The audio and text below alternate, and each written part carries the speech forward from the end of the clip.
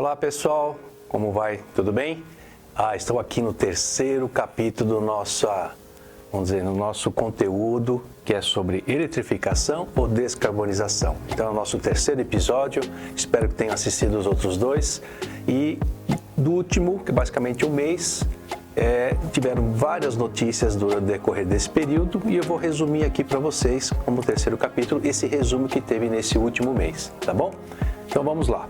O que nós encontramos aí, que nós vimos na mídia? Não sei se vocês conhecem o Flow, né? Um canal de podcast, o maior canal de podcast aí do Brasil, e veio esse cientista, Paulo Artacho, e vocês entrarem lá no corte, carros elétricos são mesmo o futuro do transporte? Então é um cortezinho que ele faz do podcast inteiro e falando das vantagens do etanol, né? do carro híbrido e da utilização do etanol. Então vale a pena ouvir, que ele tem assim bastante argumentos, né, por ser um cientista, sobre as vantagens do etanol em relação ao elétrico para a mobilidade brasileira, tá bom? Então vale a pena assistir. Nós vamos colocar o link aqui embaixo também do vídeo para você facilitar o acesso, tá bom? Bom, o que mais aconteceu? Saiu uma pesquisa nos Estados Unidos, né, e pesquisaram com 5 mil e poucas pessoas nos Estados Unidos e em vários lugares, acho que na Europa também, assim, qual o real motivo de um consumidor comprar um carro elétrico, né? E, poxa, pelo quê? Vou salvar o planeta, a temperatura do planeta, aquele processo todo, emitir menos CO2, mas 55% da pesquisa dos consumidores disseram o seguinte: a vantagem, ele compara o carro elétrico por estarem mais interessados nos sistemas de entretenimento, né? Aquela questão da tecnologia, da ligação que ele tem com a internet, né?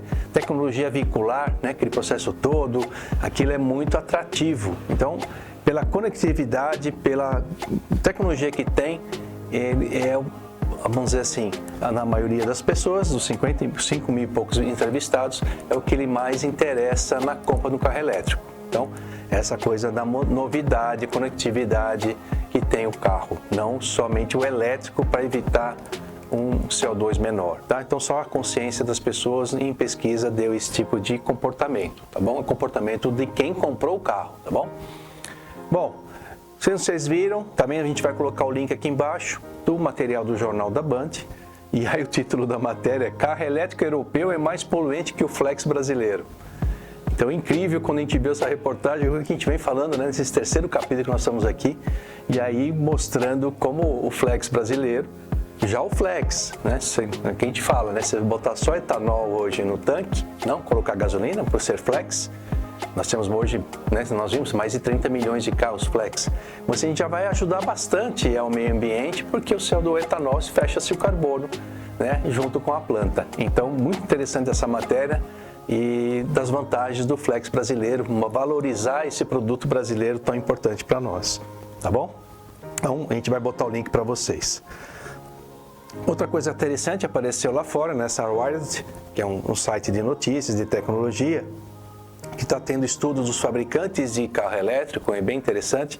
Em vez de ter toda a bateria junto ao solo do veículo, né, aquele peso todo, 500 quilos, 800 quilos, eles estão com um projeto, já está em desenvolvimento, das baterias estarem, vamos dizer, fazendo parte da estrutura do carro, né, como se fosse o esqueleto do carro todo já com baterias. Então, são tanta BYD, né, chinesa, a própria Tesla, com esse estudo. Quer dizer, você não precisa ficar só jogar a bateria embaixo, você faz parte da estrutura, né? Então, facilita a questão de processo, de fabricação, tira o ponto muito pesado embaixo, você dilui isso e aí você ajuda na estrutura, que você usa menos aço porque você está usando bateria, mais ou menos é por aí. É uma dúvida só que fica, né, que a gente fica, mas aí, depois, se eu tenho que descartar a bateria, com que tipo de bateria que está acoplada ao esqueleto do carro, será que isso vai fazer falta ou vou ter que descartar o carro, né? Aí é o exagero que a gente fica pensando, né? Mas isso está em estudo ainda, mas é bem interessante, quer dizer, a bateria agora fazer parte da estrutura do carro, um negócio interessante se vingar, pode ser uma boa alternativa para você eliminar essa concentração de peso, tá bom? E diminuir também o peso do carro elétrico, tá? Nós participamos do CIMEA. CIMEA é um simpósio da EA, né, engenharia automotiva, então tá todas as montadoras, estavam o governo, indústrias de autopeças, nós participamos 2 dias lá e eu trouxe para cá um pouquinho do que eu achei mais importante, né, de outros assuntos, de tecnologia também nos veículos, bem bacana. Alguém, acho que a cada 2 anos tem esse simpósio, então vale a pena vocês ficarem sabendo dele e participar. Bom, vimos uma apresentação do Luciano Rodrigues, ele é diretor de economia da Unica. A Unica é uma união de fabricantes de açúcar e álcool, né? Plantadores de cana, açúcar e álcool e usinas, né? Então, obviamente, ele olhando para o lado dele, o lado do etanol. Então, deu uma contribuição do etanol para o futuro da mobilidade, né? Basicamente o assunto que a gente vem trazendo. E ele citou uma coisa interessante, né? Da área toda disponível para você plantar no Brasil, 66% é vegetação nativa. A outra parte, agricultura e pastagem, é 30% da área brasileira e outros usos 4%. Quer dizer, dessa área eu tenho, basicamente o desenho aqui representa bem isso, eu tenho de pastagem 21%, agricultura 8%. Apenas 1% é ocupado por cana-de-açúcar. Então, poxa, vou ter que tirar a floresta para colocar mais cana, ou, né? Não. O trabalho que foi feito pela Embrapa na questão do cerrado, de soja, ele não ocupou nenhuma área de vegetação nativa, né? Então, até por lei você não pode, você tem que preservar na sua propriedade uma parte, 20% a 30% de mata nativa. Mas o que hoje a cana, a gente fala, nossa, quanta cana... O consumo que está hoje tem 1% só da área, quer dizer, a gente poderia ampliar isso facilmente. Essa é a conversa. Isso também pode vir também do milho, né? Você pode ter alternativa também, que está aqui na pastagem, na agricultura, o milho também, o álcool, o etanol do milho, né? Os Estados Unidos usa muito etanol vindo do milho, tá bom?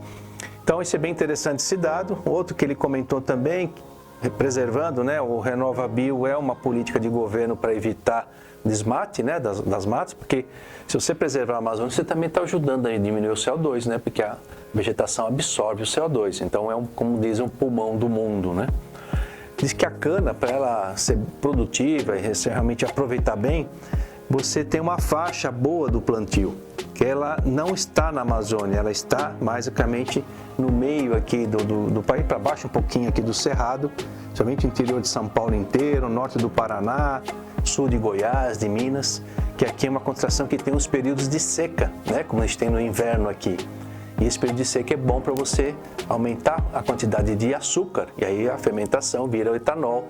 Então, quanto mais a cana tiver açúcar, ou armazenar o açúcar nesse processo do plantio, você tem um etanol com mais produtividade. Isso também acontece no litoral nordestino, né? Então, você tem essa faixa aqui boa para plantar cana e esse miolo aqui. Então, você não precisa de maneira alguma mexer na vegetação nativa. Então, um lado positivo também para nós, né? Tá bom? Outra interessante é que desde os anos 70, onde veio o Proálcool, né? Que naquela época o Brasil crescia muito e o mundo inteiro levou um choque com a crise do petróleo, né? Não sei se alguém aí mais velho, mais ou menos da minha idade, assim, mais ou menos, lembrava que posto não abria de sábado nem de domingo, tinha horário para fechar, era uma confusão e os preços, né? O Brasil teve problemas sérios de câmbio, né? de inflação, tudo em função do aumento abrupto do preço do barril do petróleo naquela época. E aí nós começamos a desenvolver o Proálcool e aí tem o álcool combustível. Depois de todos esses anos, já chegamos aqui na data de hoje, o preço antes na faixa de R$ 5,00 o litro, né, atualizado, hoje ele está na faixa de R$ 2,50, R$ 2,00, isso o preço de usina, né, não o preço nosso da bomba, tá bom? E a produção também dobrou, praticamente a partir do zero nós dobramos a produção para 35 bilhões de litros de álcool por ano, quer dizer, então o preço caiu, a produção é muito comum nas indústrias, né? Quanto mais você tem escala, volume, os preços caem, mais produtividade, mais eficiência, e isso que está acontecendo na produção do etanol no Brasil, tá? Outra palestra muito bacana, e esse conteúdo todo vale a pena vocês baixarem no site da Anfávia. Para quem não sabe, a Anfávia é a Associação dos Fabricantes de Veículos, né? Envolve as montadoras todas. Muito bacana, qual o caminho da descarbonização no setor automotivo no Brasil. Então, a Anfávia fez um estudo com pesquisa, institutos de confiança e fizeram uma grande pesquisa qual seria a nossa frota e qual seria nosso mix de carros daqui no futuro. Então, isso serve para nós. o que vai aparecer na nossa oficina daqui a alguns anos, né? Então, estudo muito bacana, ele é mais extenso do que eu estou apresentando aqui, mas é gratuito, é só entrar no site da Anfávia, vai por esse título aqui, você vai baixar todo o PowerPoint lá, vale a pena alguns dados bem interessantes. Bom, o que eles, basicamente, na parte de veículos leves, eles fizeram 3 cenários para você tentar projetar o que seria o futuro no carro elétrico ou no carro híbrido, né? No Brasil, carro com etanol. Um cenário inercial, quer dizer, deixa a vida me levar, né? Vamos que vamos indo, vamos acompanhando, vamos fazendo, e a coisa meio que natural, como se não fizesse nada, né? Até com política de governo e tudo mais.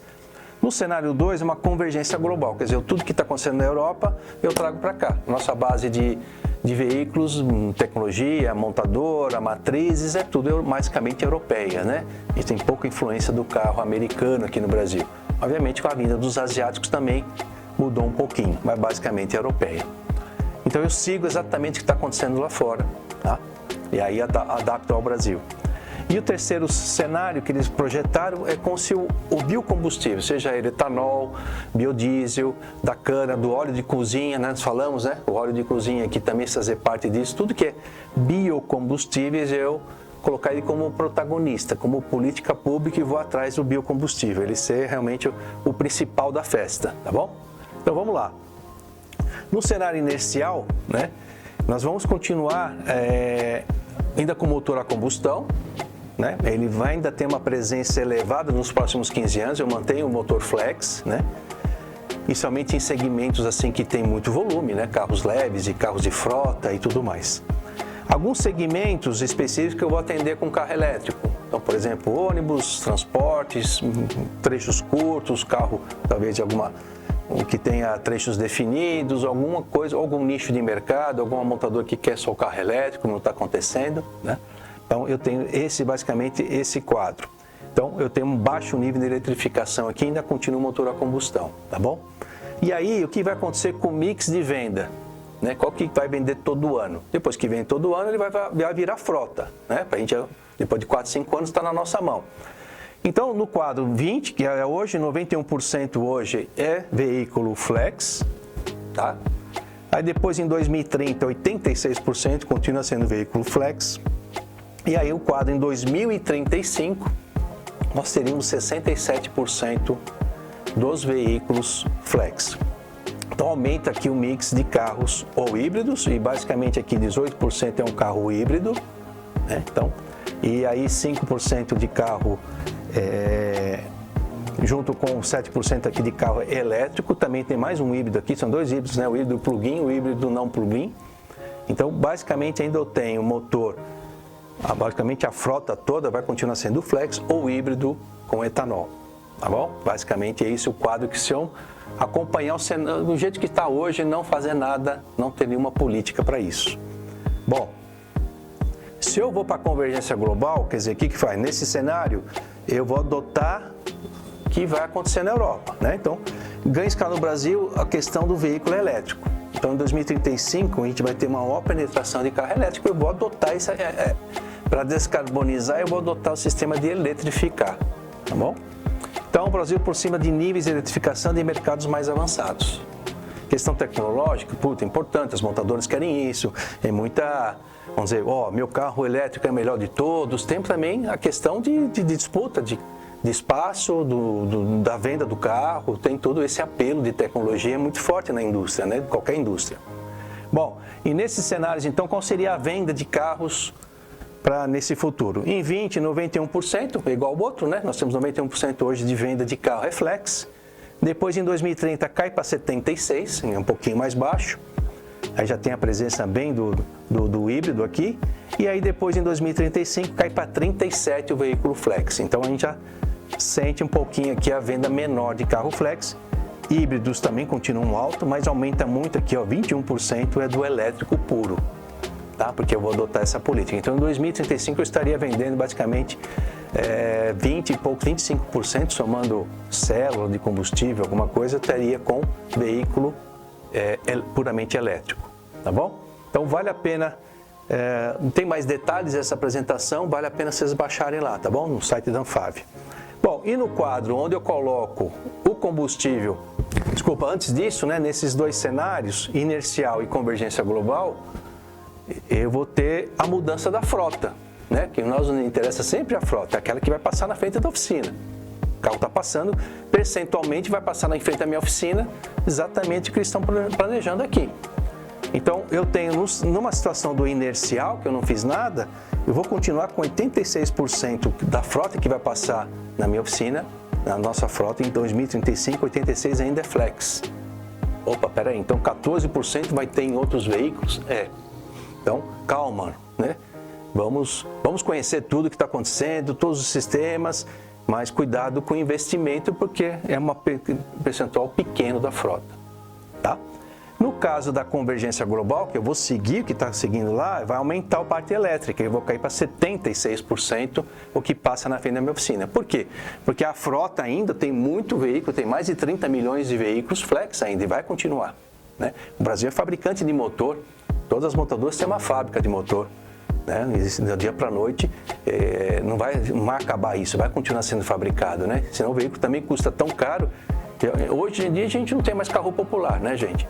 Imagine com o elétrico, então o negócio vai ficar muito nichado, quem tem poder aquisitivo alto para ter esse veículo. Então aí eu caio para 78%, mesmo com esse caso aqui, 78%. Mesmo assim, a maioria que vai passar na minha oficina ainda é alto, o carro flex, a frota. Claro, ela vai estar mais envelhecida, né? Aí vai o meu mix, se eu vou atender esse tipo de carro ou não, carro mais novo ou mais velho dentro da frota, tá bom? No caso do protagonismo no combustível, obviamente vai aumentar o consumo do etanol, né? E eles preveem que o mix de participação do etanol ele vai para 61%, no caso do protagonismo no combustível. Se eu for no inercial é 46%, ele vai aumentar.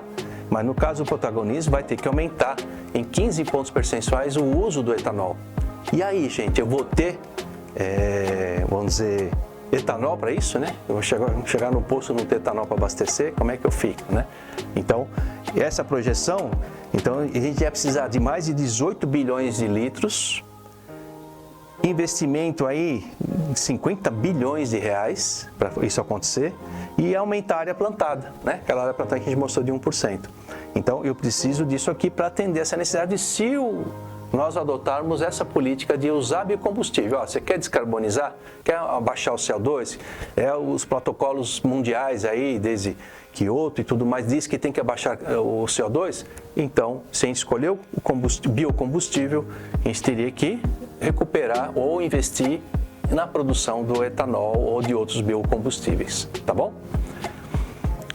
Com isso, né, com esse quadro, nós vamos conseguir abaixar, né? O maior uso do etanol pode acelerar a descarbonização a curto e médio prazo, tá? Porque eu vou diminuir, o uso do etanol vai diminuir em 11%, né? No caso, se eu usar o protagonismo no combustível, eu vou abaixar realmente o CO2, tá? Porque eu fecho o carbono com etanol.